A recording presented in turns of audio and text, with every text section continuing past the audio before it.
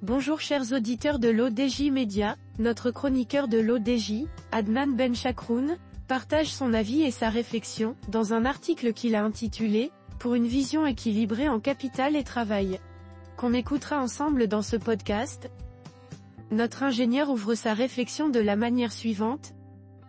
Comment concilier la recherche permanente de la productivité au travail pour une meilleure compétitivité des produits et des services, dans le cadre d'un contrat social futur? La productivité, un impératif économique, le contrat social, une vision équilibrée.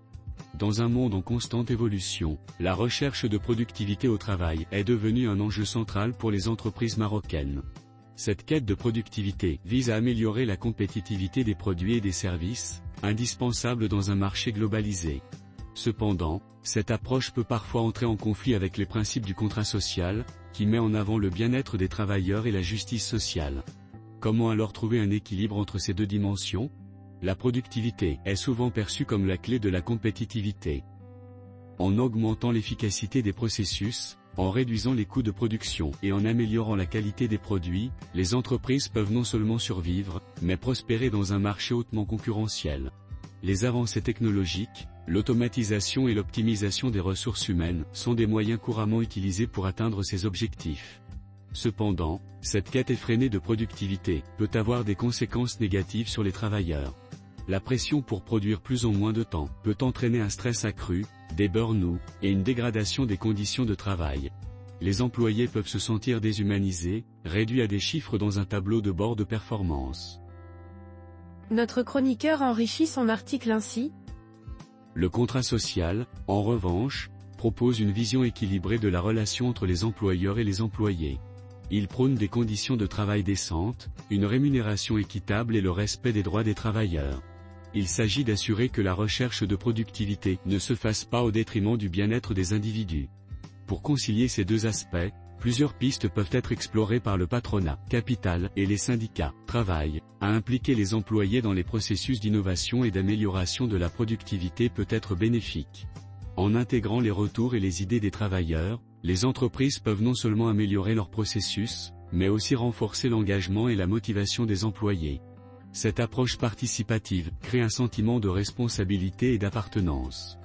D'investir dans la formation des employés est essentiel. Une main-d'œuvre qualifiée et bien formée est plus à même de s'adapter aux nouvelles technologies et méthodes de travail. De plus, la formation continue contribue à la satisfaction des employés, qui se sentent valorisés en constante évolution professionnelle. 3. Promouvoir un équilibre sain entre la vie professionnelle et la vie personnelle est crucial. Des horaires flexibles, le télétravail, et des politiques de congés généreuses peuvent aider à réduire le stress et améliorer la productivité à long terme. Des employés épanouis et en bonne santé sont plus productifs et moins susceptibles de quitter l'entreprise. 4. Les entreprises doivent intégrer la responsabilité sociale dans leur stratégie. La RSE va au-delà des simples gains économiques et prend en compte les impacts sociaux et environnementaux. Une entreprise socialement responsable attire non seulement les meilleurs talents, mais aussi les consommateurs, de plus en plus sensibles aux valeurs éthiques. L'auteur conclut son article en ces termes. À la veille d'un nouveau code du travail au Maroc, vers un contrat social futur, le contrat social futur doit donc intégrer ces dimensions pour être viable. Il s'agit de créer un environnement où la productivité et le bien-être des employés ne sont pas en opposition, mais se complètent. Un modèle où les entreprises prospèrent tout en assurant le respect et l'épanouissement de leurs employés. En conclusion, la conciliation entre productivité et contrat social repose sur une approche équilibrée et humaine du travail. Les entreprises doivent reconnaître que leur réussite à long terme dépend non seulement de leur compétitivité, mais aussi du bien-être de leurs employés. C'est en intégrant ces deux dimensions que nous pourrons bâtir un contrat social futur durable et équitable. Rédigé par Adnan Benchakroun. C'est tout pour aujourd'hui sur R212.